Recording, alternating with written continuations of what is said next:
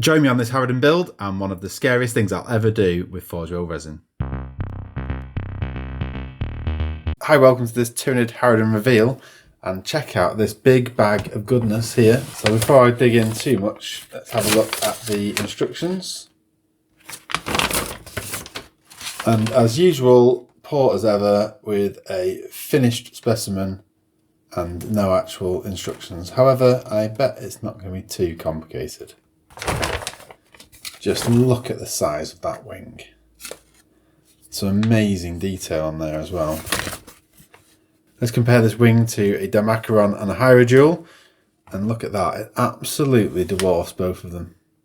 Now here's the body piece, looking really cool. Again, I like all the sinewy detail underneath. It's the same as the other big bugs that you get from Forge World. And then the wings sort of just clip in, obviously some strong glue required there. And you can see the profile, the wings are actually going to be up in the air, which probably makes it easier to play with on the table. Here is the tail. Again, look at that compared to the other models at the back, that's amazing. Has some big giant claws, and that's at the back actually. And they're going to be absolutely devastating in melee.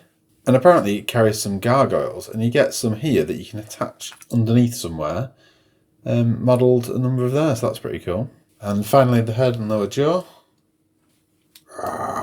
As I've been taking off the giant blocks of resin which have attached to all these bits while I was showing them on camera, I've been using my trusty razor saw for cutting them.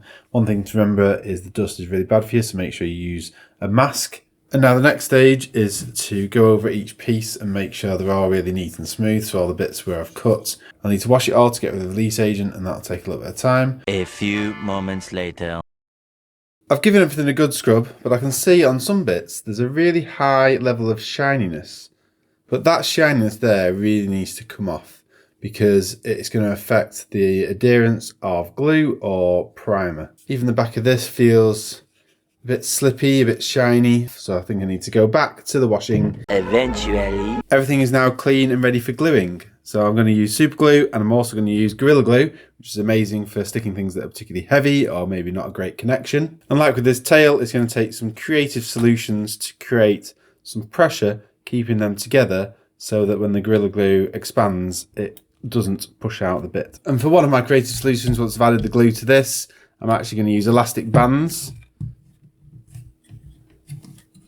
just to keep some pressure.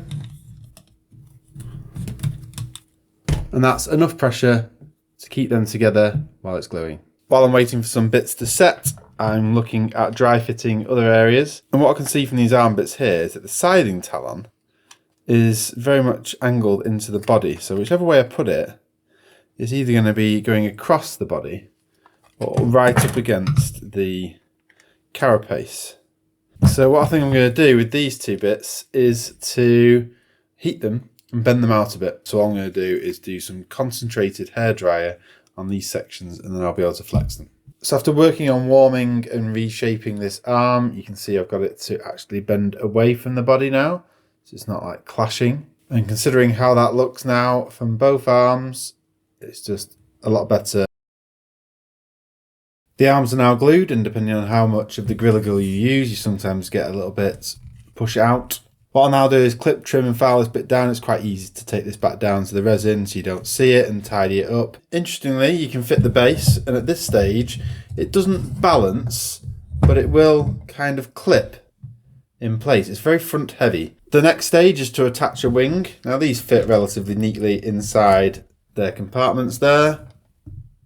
However, you can imagine just how big this is going to be for transporting if your wings are kept on. So I need to think of something clever here so that I don't have to glue these wings on. Now my plan is to use this wooden dowel.